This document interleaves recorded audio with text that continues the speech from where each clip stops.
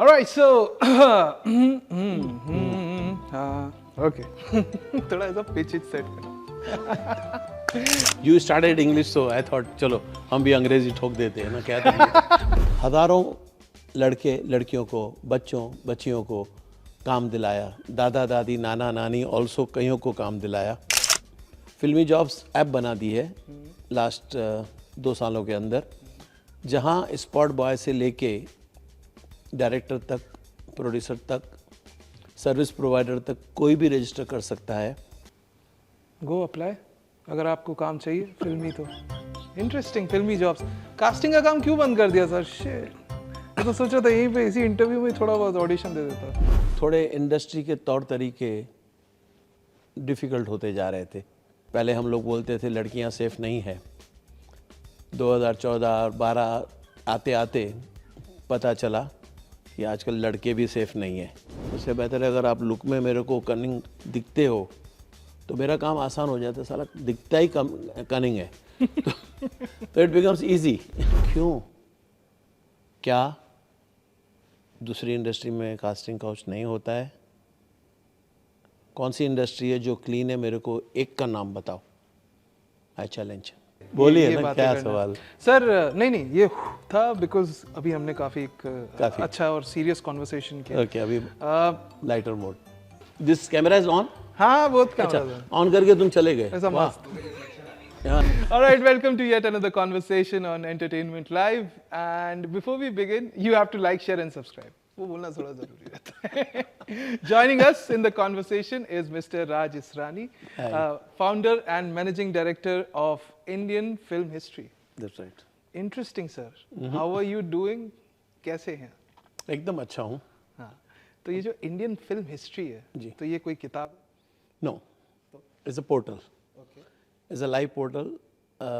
Anybody can access it from the world over, and it has got a milestone of a datas right from the day one when Indian films were made, 1913, till 2024. What films are going to be released, especially Hindi, is 101% accomplished and full.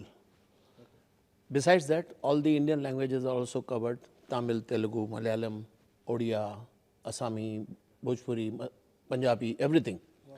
But they may not be 100% fully covered. But yeah, I'm doing that. It takes a bit of time to accumulate and keep doing it. There are almost 20 boys working. Like I could see your office, so many people are working same way. Even I have a small setup, not as elaborate, but yes. People are working and trying to accumulate and go on compiling. And besides the films, also we cover the television shows, also we cover OTT platform, also we cover short films. Nothing which is left which is not called entertainment. Okay. Everything is covered, and the specialty of the site is that each product has a page. Suppose you go and try to figure it out, Amitabh Bachchan. So you'll see Amitabh Bachchan, one full page, where all his achievements will be under one page with pictorial, with his biography, with his personal life, with his data and filmography, everything, with his television work, name it, and you can check it. So that's one part I've been developing for last almost 10 years now. 2011 I started. In between I stopped. Again COVID came, bit setback, and the development of the product has taken a long time because the way I had visualized my product to be, it was not getting accomplished. But yes, finally now it is thumbs up, and you can check the data, and it's quite interesting. I'm sure, sir. Yeah. Sir, one thing, हमारा interview Hindi में. Oh, sorry. Yes. I was तो okay. मैं पूछा था, but that's you started English, so I thought चलो हम भी अंग्रेजी ठोक देते हैं ना क्या करेंगे. गलती तुम्हारी. My bad. अच्छा, ठीक है. शुद्ध मन से पुनः. This camera is on. हाँ बहुत काम अच्छा, है. ऑन करके तुम चले गए. ऐसा वाह. मस्त. अच्छा अच्छा. आपके Okay. पीछे उधर. Okay. Okay. Okay. Yeah. तो सर मैं आपकी कहानी से शुरू करते. एक तो आपका नाम राज इसरानी. एक राज ऐसा नाम है जो इंडियन सिनेमा का बहुत ही अभिन्न हिस्सा है. मतलब दी शोमैन. राज कपूर साहब, जी। उनका नाम राज। जी। फिर शाहरुख खान साहब के बहुत ही पॉपुलर कैरेक्टर का नाम कैरेक्टर्स राज। और अब फिल्म का पूरा इतिहास लेकर आ गए हैं राज। राज। तो राज, आपकी कहानी का राज क्या है या कहानी क्या है? कहानी का कोई राज नहीं है. कहानी has been innovatively come in place right from the day I got married and started working back to settle myself in India. So got into cassette business, which was a piracy then. Then shifted from there, did other businesses. But in 1992, got into creating this outfit, which was also not existing. I have always done the businesses which are not existent, always creative, always new. Oh, sorry. Sorry. मैंने हमेशा ही नई चीज़ें खोजी हैं और नई चीज़ें की हैं.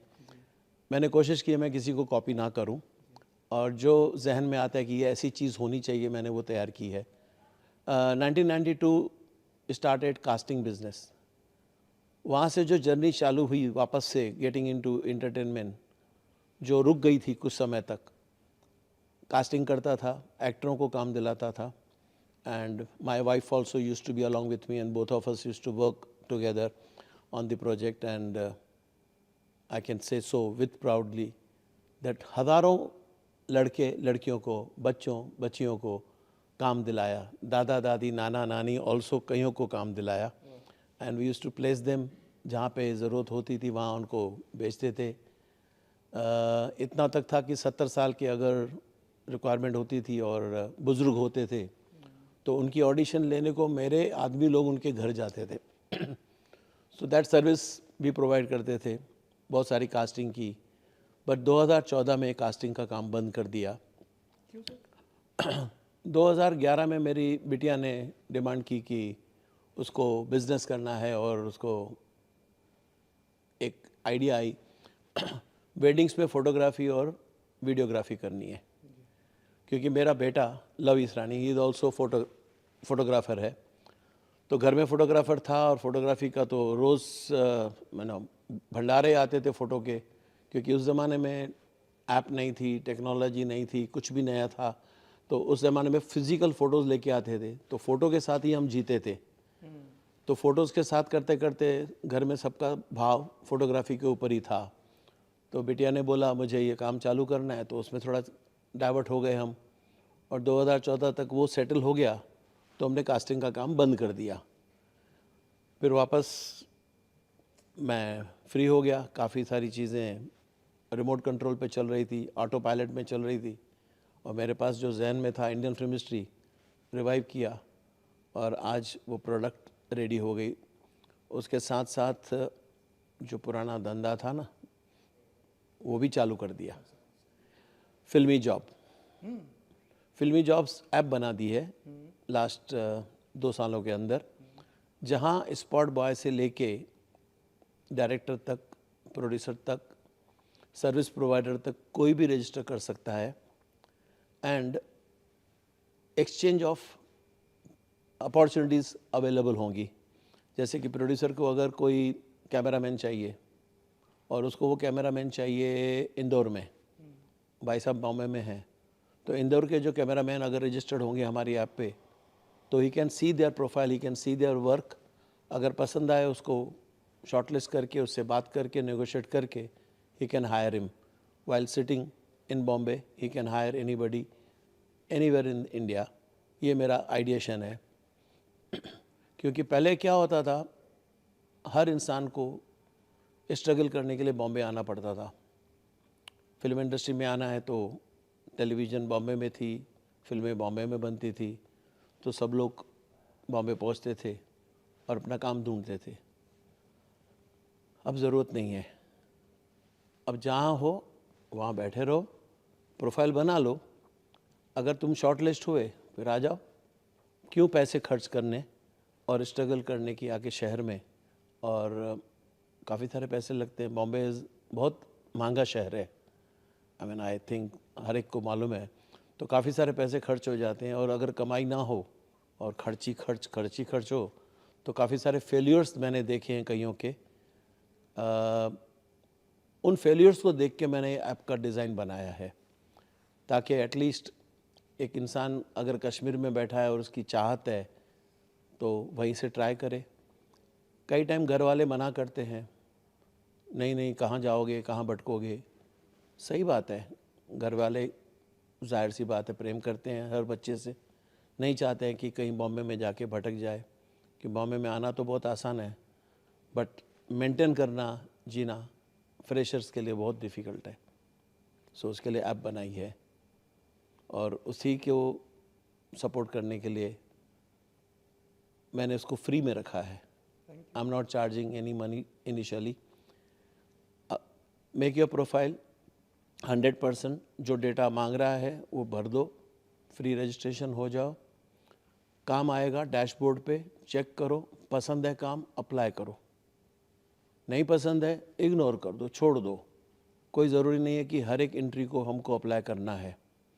तो ये चीज़ें प्रोविज़न बनाई हुई है। तो ये एक ऐप है, ऐप है फिल्मी जॉब्स। फिल्मी जॉब्स। गो अप्लाई अगर आपको काम चाहिए फिल्मी तो। इंटरेस्टिंग, फिल्मी जॉब्स। कास्टिंग का काम क्यों बंद कर दिया सर? शिट, मैं तो सोचा था यहीं पे इसी इंटरव्यू में थोड़ा बहुत ऑडिशन दे देता। ये मेरा राइट प्रोफाइल, ये मेरा लेफ्ट प्रोफाइल। कास्टिंग का काम छोड़ने की कई सारी वजह थी।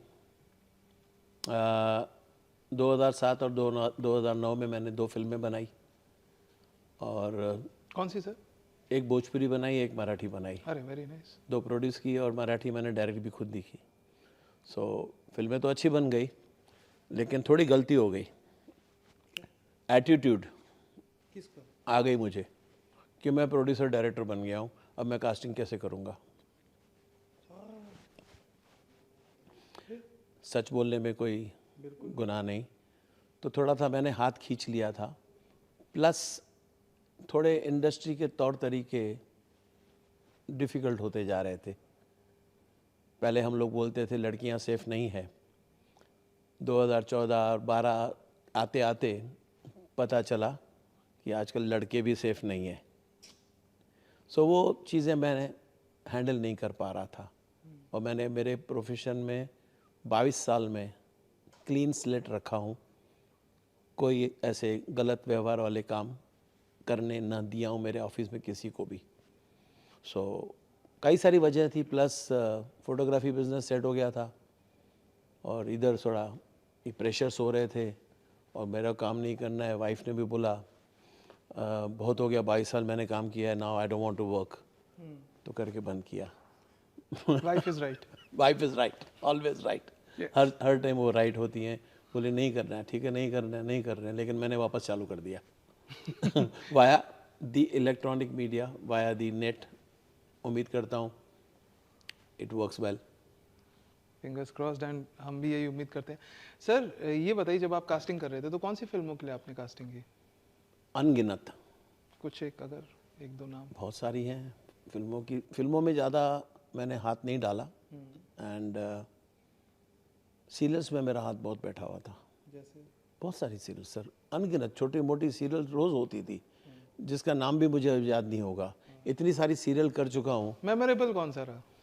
मेमोरेबल इन सीरियल डेफिनेटली बनूं मैं तेरी दुल्हन, उसमें जो हीरो कास्ट हुआ था। उसके अलावा क्यों एक फिल्म बनी थी जिसका एक one of the artist was through my company. Then serial में बहुत सारे एक्टर्स हैं। अभी हाल ही में लास्ट नाम याद नहीं आते हैं। तो ये कास्टिंग होती कैसे है ये बताइए। एक तो होता है डायरेक्टर जो फिल्म को डायरेक्ट करता है, वो पूरी शिप को स्टीयर करता है, लेकिन उस शिप के जो क्रू मेंबर्स होते हैं वो कास्टिंग डायरेक्टर लेकर आता है। तो ये होती कैसे है एंड कैसे बने एक casting director? Sir casting director के लिए कोई क्वालिफिकेशन आजकल बनी हुई है, लंदन से सब ले आ जाते हैं, वो अलग बात है। प्रैक्टिकल की बात करो, स्क्रिप्ट सबसे पहला फाउंडेशन है।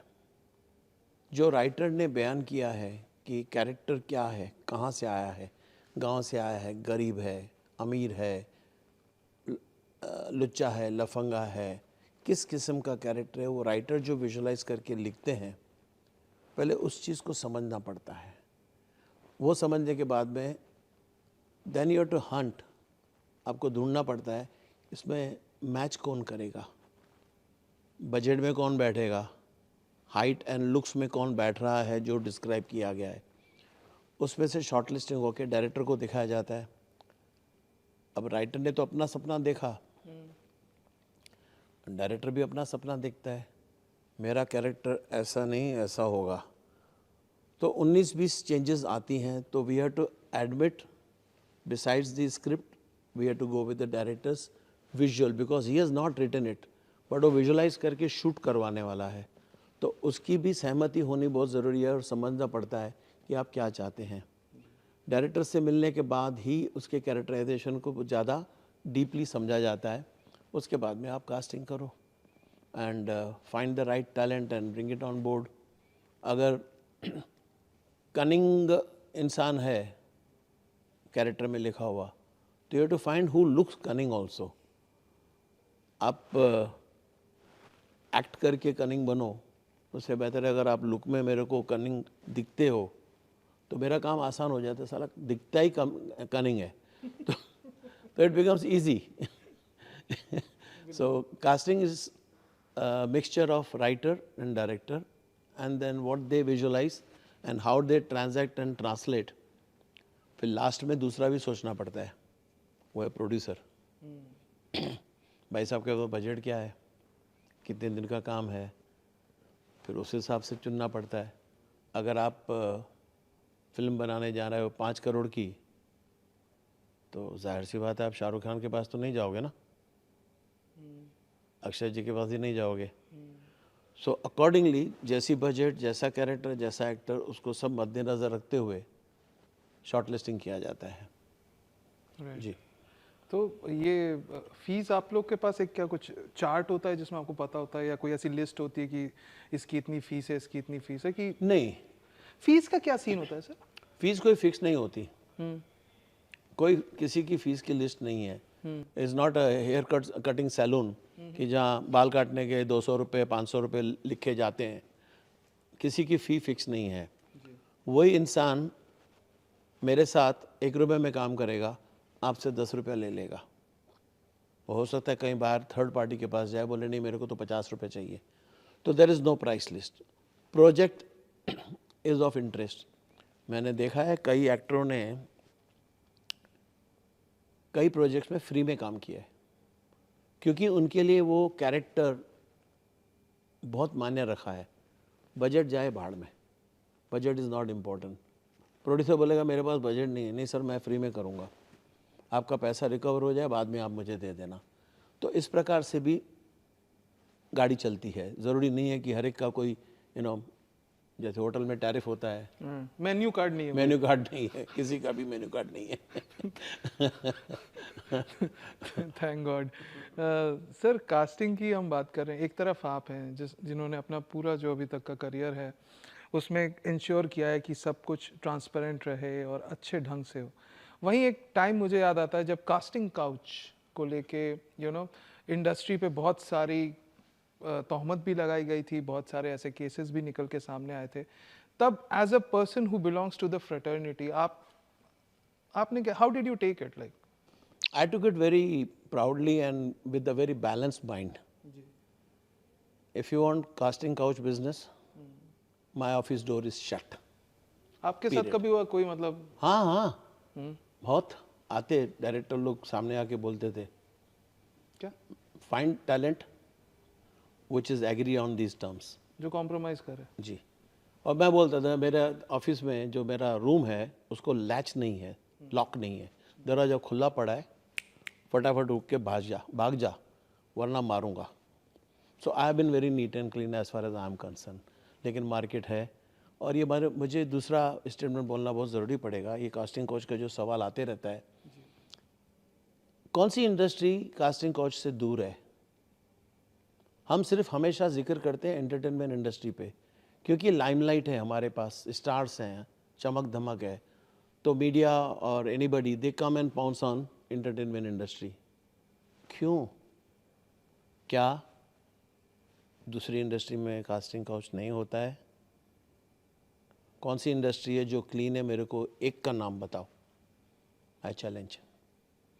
So let's not disrespect the entertainment industry alone, क्योंकि वो लाइमलाइट में है, पेपर में लिखा जाता है, टीवी चैनल पे बताया जाता है, न्यूज़ पे हंगामा हो जाता है.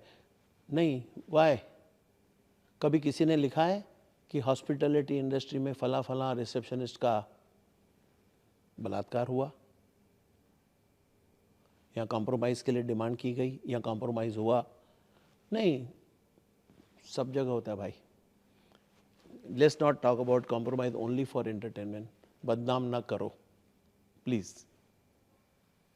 तो अभी आपने 90s की अभी जिक्र किया, अब हम 2023 में बैठे हैं, तब भी इंडस्ट्री वाज थ्राइविंग, चल रहा था, काम चल रहा था, अब भी चल रहा है. लेकिन क्या आपको लगता है कि आज एक लेवल प्लेइंग फील्ड है जहां सबको अपॉर्चुनिटी है? हाँ, कुछ हद तक काफ़ी सारे कैनवास खुल गए हैं. आज इतना कंटेंट बनता है. मेरे को याद है जब हम बच्चे थे, जब मैं छोटा बच्चा था, तो मुझे मालूम है महीने में एक फिल्म रिलीज होती थी. हमने सुना है, हाँ, वो टाइम. आज की तारीख में दिन के अंदर हर चैनल कम से कम 8 घंटे का नया सास बहू कार्यक्रम बनाता है, जिसके अंदर 16 एपिसोड होते हैं. मतलब 16 एपिसोड रोज़ बनते हैं हर चैनल के लिए, जो लोग रिपीट भी करते हैं. दोपहर में चलाएंगे, रात में चलाएंगे, तो 8 घंटे का जो बैच होता है, तो 16 नई प्रोडक्ट रोज़ शूट होती हैं हर चैनल के लिए. अब आप हिसाब लगा लो हिंदुस्तान में कितने चैनल हैं जो ये सास बहू दिखाते हैं, या क्राइम पेट्रोल दिखाते हैं, या जो भी दिखाते हैं. हद से ज़्यादा हैं. इतना कंटेंट भारी बनकर बन रहा है. फिल्में याद है हफ्ते में एक आती थी, आज हफ्ते में लड़ाई होती है, 4-4 फिल्में आ जाती हैं. जो छोटी फिल्म होती है वो बेचारी मर जाती है, कोई देखता नहीं, कुछ पता भी नहीं चलता. इनफैक्ट कुछ हफ्ते पहले मेरे से भी ये हुआ कि टाइम्स ऑफ इंडिया मैंने खोली थी, अचानक से मैं रिव्यूज़ पढ़ रहा था, तो देखा 4 फिल्में रिलीज़ हुई हैं और चारों का नाम मेरे जहन में नहीं था. तो पता ही नहीं कि जबकि मेरे पोर्टल में उनकी एंट्री थी. बट पोर्टल में एंट्री थी ना, मेरे पोर्टल की एंट्री से मैं दुनिया भर में कहाँ से पहुँचाऊँ? Very difficult task. सो 4-4 फिल्में बन रही हैं आज हर हफ्ते में. ये हो गई हिंदी की बात. इंडिया की बात करो, इंडिया 2000 फिल्में बनाती है. ऐसे 16 के हिसाब से मल्टीप्लाई करो, कम से कम 100 चैनल है ऑल इंडिया, तमिल तेलुगु मलयालम में सब जगह ये ड्रामे चलते हैं. कितने ड्रामे बनते होंगे रोज़ के? बाप रे, 1600 कम से कम. कम से कम 1600. उसके बाद में आते हैं OTT प्लेटफॉर्म खुल गए हैं. आज OTT भी इस प्रकार से आगे खड़ा हो गया है कि उनको भी हर हफ्ते नया प्रोग्राम लाना है. और वो लोग भी इतने ताकतवर हो गए हैं because of the facilities they have got available. उनके पास इतना माध्यम है कि वर्ल्ड में एक ही झटके में फिल्म दिखा देते हैं. तो उनकी ऑडियंस को भी मस्त है. अभी जियो आ गया है, जियो सबकी जान ले लेगा. हकीकत है. तो I mean they will produce films, they will produce series, they will produce everything, they will capture. तो आज कंटेंट कौन नहीं बना रहा है, मुझे उसका नाम बताओ. तो लेट अस समझें कि कितना कंटेंट बन रहा है, तो उतने लोगों की अपॉर्चुनिटी है. आज उस कंटेंट को कवर करने के लिए कितने चैनल हैं, कितनी न्यूज़ बनती है, कितने कैमरामैन, कितने राइटर्स, कितने डायरेक्टर्स, कितने एंकर्स, कितने लोग इन्वॉल्व है इस इंटरटेनमेंट इंडस्ट्री के लिए. सो इंडस्ट्री इंटरटेनमेंट बहुत बड़ी है. हाँ, थोड़ा सा प्रॉब्लम है, अनऑर्गेनाइज्ड है. जैसे कि एक फिल्म बनती है तो सब लोग कॉन्ट्रैक्ट पे, जॉब प्रोफाइल पे आते हैं. दुख की बात है, कुछ नहीं कर पा रहे हैं. जबकि आप बैठे हो ABP न्यूज़ में, आपका पूरा मैनिफेस्ट है, स्टाफ है, सैलरीज हैं, सेटअप है और सुविधाएं हैं. फिल्म इंडस्ट्री में वो सुविधा नहीं मिल पा रही. वो सारा सा बड़े बुज़ुर्गों को देखना पड़ेगा जो इम्पा या विम्पा या कई सारे एसोसिएशंस चलाते हैं. उनको कुछ करना चाहिए. ऐसी मेरी सोच है. नहीं सर, अच्छी सोच है सर. इंडस्ट्री की बात कर, थोड़ा लाइटर नोट पे. जी जी. बट जरूरी है बोलिए ये ना, बातें क्या करना। सवाल? सर नहीं ये था बिकॉज अभी हमने काफी एक काफी। अच्छा और सीरियस कॉन्वर्सेशन किया। ओके, अभी लाइटर मोड। इंडस्ट्री में आपका फैन मूवमेंट बताइए जरा, वो कौन से स्टार्स हैं या वो फिल्म डायरेक्टर्स हैं जिनसे आप मिले या जिन्होंने आपको प्रभावित किया हो ऐसा? नहीं, प्रभावित करने बहुत एक्टर अच्छे अच्छे मिले, बहुतों के साथ काम किया, बहुतों को काम दिलवाया, बहुत सारे डायरेक्टरों के साथ संपर्क हुए। मैं किसी एक व्यक्ति का नाम नहीं लूँगा, because I don't want to sell myself by taking names. Interesting. बहुतों को जानता हूँ मैं। बात सोचो ना, 22 साल इज़ नॉट वन डे। हमारा ये कैमरामैन 22 साल का है।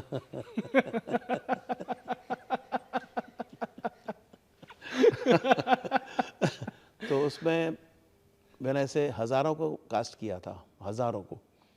मैं किसी का भी नाम लेके उसको अलग नहीं करना चाहूँगा। That is my profession. मैंने मेरा काम किया, उन्होंने अपना काम किया, बिकॉज उनमें वो टैलेंट था। न मैंने उन पे कोई एहसान किया, ना उन्होंने मुझ पे कोई एहसान किया। It is a opportunity I try to build. मैंने एक अपॉर्चुनिटी बिल्ड की। तुम में टैलेंट है, मेरे को पता है यहाँ टैलेंट की रिक्वायरमेंट है, मैंने ब्रिज बना के दोनों को मिलाया, काम करवाया। सो मैं उसके लिए किस किस्म की क्रेडिट लूँ? मैंने स्टार बनाए, बूम, गलत है। हम स्टार नहीं बना सकते सर। स्टार उसमें है जिसमें दम है, टैलेंट है तो ही स्टार बनोगे ना। आप अगर बोलो कोई इंसान किसी को स्टार बनाता है, सॉरी, आई डोंट एग्री। तो ये फिर तो ये किंग मेकर का कॉन्सेप्ट ही खत्म। गलत है ना। मैंने बोला किंग मेकर होना ही नहीं चाहिए। काहे का किंग मेकर? ये कोई हमारी पॉलिटिकल हाँ, पार्टी नहीं है। पार्टी नहीं है या कॉन्टेस्ट नहीं है कि वहाँ पे हम किंग मेकर बनाए कि हम तुमको प्राइम मिनिस्टर बना देंगे, और वहाँ पे किंग मेकर जैसा शब्द इस्तेमाल होता है क्योंकि वो किंग है। हमारे यहाँ अगर किसी को बोला जाता है किंग मेकर, तो I feel very sad and embarrassed कि किंग मेकर किस कीमत पे। उसमें टैलेंट है, उसको ज़रूरत है, अंडरस्टैंड करना है। वैसे तो कास्टिंग में दूसरा भी पहलू चलता है। फ़ोन आती है, हेलो हमारी शूट है, हमको हीरोइन चाहिए, हमको हीरो चाहिए। और कोई ब्रीफ नहीं। इतने कास्टिंग डायरेक्टर बैठे हैं, 50 नहीं 100 लोगों को भेज देते हैं, और डायरेक्टर सर पकड़ के बैठता है, भीड़ लगेगा। अभी आया है तो उसका वो पैटर्न एक्सेप्ट करके बैठा है कि 200 जन आएंगे, मैं 200 जन की ऑडिशन लूँगा, फिर उसमें से चुनूँगा। अभी कई डायरेक्टर्स का तो ये भी, या कई प्रोड्यूसर का ये कंसेप्ट होता है कि इनमें मुर्गी ढूंढो, कौन पैसे लगाएगा। और यहाँ पे बैठे हैं लोग, बोलते सर मैं पैसे लगाऊंगा, मेरे को हीरो लो। अभी स्क्रिप्ट में तुम फिट नहीं बैठ रहे हो, लेकिन प्रोड्यूसर का पेशा है, धंधा। पैसे वो लगा रहा है, स्क्रिप्ट में फिट होता है नहीं होता है, हीरो बनाओ, इसकी फिल्म बना लो। वो फिल्में बनती हैं जो कभी नहीं चलती, वो डब्बों में बंद पड़ जाती हैं, या खुद हीरो बैठ के अपने घर पे देखता है। ये फैक्ट है। फैक्ट है। किंग मेकर बोलना फिर बहुत ही गलत तखल्लुस है, नहीं बोलना चाहिए किसी को। सर इंटरव्यू में बहुत मजा आ रहा है, आपको मजा आ रहा है? मैंने बताया, तुम्हारे सवाल ही कुछ अलग अलग हैं। नहीं नहीं, मुझे भी बहुत अच्छा लग रहा है। Thank you very much. Interview and करे उससे पहले वन फाइनल कमेंट आपसे लेना चाहूँगा। वो पेरेंट्स जो हैं, जैसे मैं अपनी बात करूँ तो मेरे मॉम डैड, जब मैंने बोला कि I want to be an actor, I want to be an anchor, entertainer, जी, एक तो अलग अलग तरीके से मैंने उनको कन्विंस करने की कोशिश की, तो उनका पहला सवाल था जॉब सिक्योरिटी को लेकर। करेक्ट। तो सर आप अपने इस ऐप के थ्रू या आपके इस इनिशिएटिव के थ्रू, फिल्मी जॉब्स के थ्रू, जी, हाउ विल यू इंश्योर कि जॉब सिक्योरिटी हो? जॉब सिक्योरिटी का मैंने पहले ही जिक्र किया। मैंने पहले ही मेंशन किया, आप लोग की जैसे जॉब सिक्योर्ड है, सैलरीड हो, फैसिलिटीज़ हैं। हमारे एंटरटेनमेंट इंडस्ट्री में जॉब सिक्योरिटी की कोई गारंटी नहीं है, क्योंकि ये प्रोजेक्ट बनती है। प्रोजेक्ट है 25 दिन की, 50 दिन की, 100 दिन की। म्यूज़िक लेना है, म्यूज़िक है, तुम म्यूज़िक बना के दे दो, थैंक यू वेरी मच, तुम तुम्हारे पैसे गिनो, टाटा बाय बाय। अगली फिल्म जब हम बनाएंगे तब अगर काम अच्छा रहा, सक्सेस रहा, तुम्हारी म्यूज़िक हमको 2 पैसा कमा के दी, टी सीरीज़ ने हमारी फिल्म को अच्छे पैसे दिए, तो फिर दूसरी फिल्म तुम्हारे साथ बनाएंगे, वरना दूसरा म्यूज़िक डायरेक्टर ढूंढो। So is very simple arithmetic, कोई किसी के साथ जुड़ा हुआ नहीं है, कोई गारंटी नहीं है। आज फिल्म की बात छोड़ो, सीरियल, कई सीरियल 5-5 साल चले हैं, लेकिन 5-5 साल चलने के बावजूद भी किसी भी स्पॉट बॉय या किसी भी आर्टिस्ट को कोई गारंटी नहीं है कि कल ये शो रिकॉर्ड होगा कि नहीं होगा। अचानक से नोटिस आ जाता है चैनल से, रैप अप, स्टोरी को एंड करो, अगले हफ्ते से नया शो आ रहा है, थैंक यू। क्या कर सकती हो? जॉब सिक्योरिटी नहीं है। सिर्फ बात समझिए, जिसको भी आना है इंडस्ट्री में, they should be very clear, you must try your talent. Talent है, आओ, डेफिनेटली ट्राई करो, बट जिद मत करो, मैं तो कुछ भी करूँगा, मुझे तो ये करना ही है। Doesn't work, it doesn't work. जैसे माँ बाप हमेशा सोचते हैं बच्चा सिक्योर रहे, माँ बाप बहुत मना करते हैं कि बम्बई मत जाओ, इसीलिए ये मैंने ऐप बनाई है। बम्बई आने की ज़रूरत नहीं है, रजिस्टर करके बैठ जाओ, जॉब आई, ठीक है, आ जाना भाई, नसीब तो चाहिए ना, बगैर नसीब के तो तुम स्टार नहीं बन सकते हो। नसीब में आया, आ जाओ, आके काम करो, और फिर जो नसीब जहाँ ले जाए। जब तक नसीब नहीं आया तो क्यों घर छोड़ना। मैंने देखा है कई लोग घर छोड़ के आए हमारे उस टाइम पे, भूम, लाखों रुपए लुटा के वापस चले जाते हैं। फेलियर से कितनी ज़िल्लत होती है, मैंने अपने आँखों से देखा है। कोशिश कर रहा हूँ इस माध्यम से कि इन सब चीज़ों का थोड़ा सा समाधान हो जाए, और मेरे प्रोड्यूसर फैटर्निटी को भी इनवाइट करूँगा, आए ऐप के ऊपर। इस वक्त क्वांटिटी इतनी ज़्यादा नहीं है, पर थोड़ी बहुत है जो है, आके प्रोड्यूसर आके टैलेंट को कास्ट करो, ताकि उनमें भी कुछ हिम्मत आए, सही टैलेंट को एक अपॉर्चुनिटी मिले। सो यही उम्मीद है कि आपके इनिशिएटिव के थ्रू यंग टैलेंट, नए टैलेंट को एक जो वो डिज़र्व करते हैं वो मुकाम मिले। करेक्ट।